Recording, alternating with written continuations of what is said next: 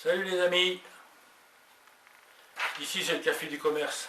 C'est pas un vrai bistrot, mais c'est dans l'esprit.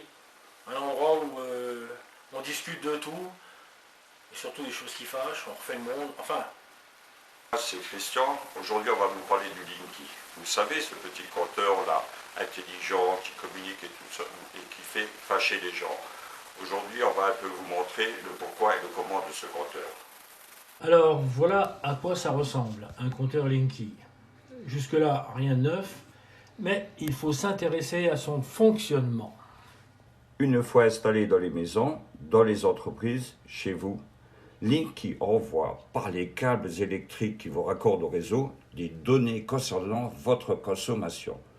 Ces données sont collectées par un concentrateur qui lui-même les envoie ensuite à Enedis.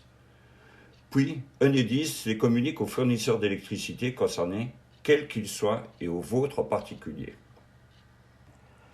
Alors, déjà là, on peut dire que vos données personnelles se baladent d'un fichier central à un autre. Mais il y a mieux. Les informations circulent dans les deux sens. C'est-à-dire que Enedis peut envoyer des instructions à votre compteur Linky. Eh oui.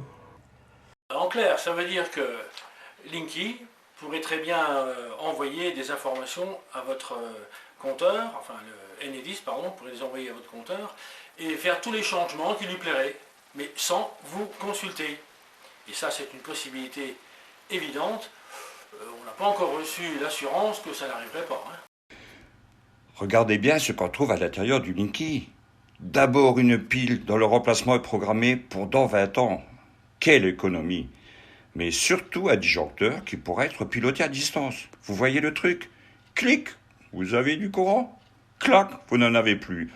Sans compter toutes les subtiles modulations que permet le format numérique. Eh bien, nous, on est contre. Et on n'est pas les seuls. On n'est pas les seuls à pas aimer qu'on ne nous demande pas notre avis pour nous filer des trucs, là, des espions dans les maisons. Et si vous fouillez un peu sur Internet, vous allez trouver un tas de gens qui sont comme nous. Par exemple, vous avez là 4 conseils municipaux de Moselle qui ont refusé Linky dans leur commune. L'affaire est réglée, puisqu'ils ont ce pouvoir. Ici, vous pouvez constater que des centaines de communes en France ont refusé Linky, surtout dans le Midi.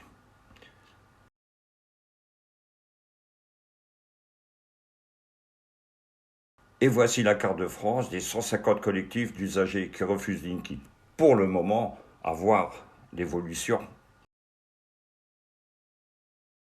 Et ces gens-là, ils ont des arguments que nous partageons. D'abord, pourquoi changer un compteur qui fonctionne parfaitement? C'est du gâchis, un gâchis financier. Et qui est-ce qui va payer? Je vous le laisse deviner. Le compteur que vous voyez date des débuts des années 70, le siècle dernier, et il remplit toujours parfaitement sa fonction, qui est de compter la quantité d'électricité consommée. Ensuite, on se dit qu'avec un agent qui relève les compteurs, même qu'une fois par an, ça fait toujours pas mal d'emplois sauvés sur toute la France. Pas vrai? Et si on entre dans le vif du sujet, on peut se demander si les données transmises par ce petit compteur espion, à savoir les quantités d'électricité consommées, ainsi que les moments où elle est consommée, ne vont pas servir à autre chose qu'à établir une facture. Par exemple, à faire des statistiques susceptibles d'intéresser des démarcheurs commerciaux. Alors quand on voit comment on est harcelé au téléphone en ce moment, on comprend bien que la fuite des données est organisée. Et là aussi, sans notre accord. Or, ces données personnelles sont notre propriété. Elles sont protégées par la loi. L'imposition de Linky est contraire à la loi. Sur cette question, UFC Que Choisir a saisi le Conseil d'État, même l'Europe émet des réserves. Je cite, le déploiement des compteurs intelligents en Europe va permettre la collecte massive de ces données à caractère personnel et notamment de suivre ce qu'en font les membres d'une famille dans l'intimité de leur domicile. De savoir s'ils sont en vacances ou à leur travail, à quelle heure ils s'endorment ou s'éveillent, s'ils souffrent d'insomnie, s'ils regardent la télévision ou bricolent. Le profilage des consommateurs permettra de suivre bien plus que leur consommation d'énergie. C'est cela qui est contraire à la loi.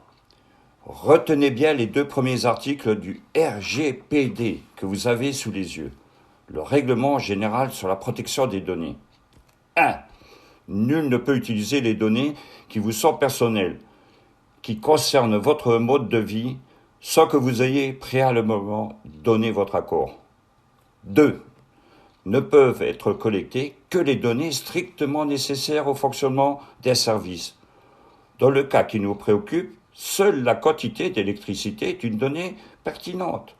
Le fournisseur d'électricité n'a pas à savoir quand vous consommez le plus ou le moins.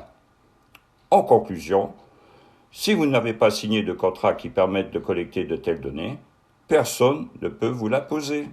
Or, le seul contrat que nous avons signé avec EDF, bon, il y a bien longtemps, ne disait pas qu'il pouvait collecter d'autres données que la quantité d'électricité consommée, qui était destinée à établir la facture. Alors, l'installation d'un compteur Linky qui veut nous prendre d'autres données, eh bien, doit faire l'objet d'un nouveau contrat. Mais pour l'instant, ce n'est pas prévu. Et dernière raison pour lesquelles nous sommes contre, voyez plutôt. UFC Que Choisir a établi un dossier accablant pour Linky. Voici encore une kyrielle de problèmes rencontrés par les usagers.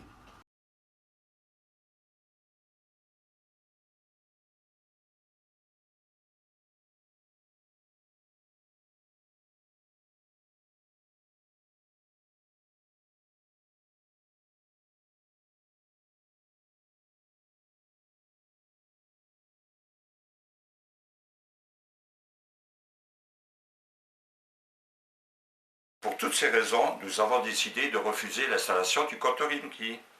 Ailleurs, des communes et des associations agissent. Ici, on se débrouille tout seul.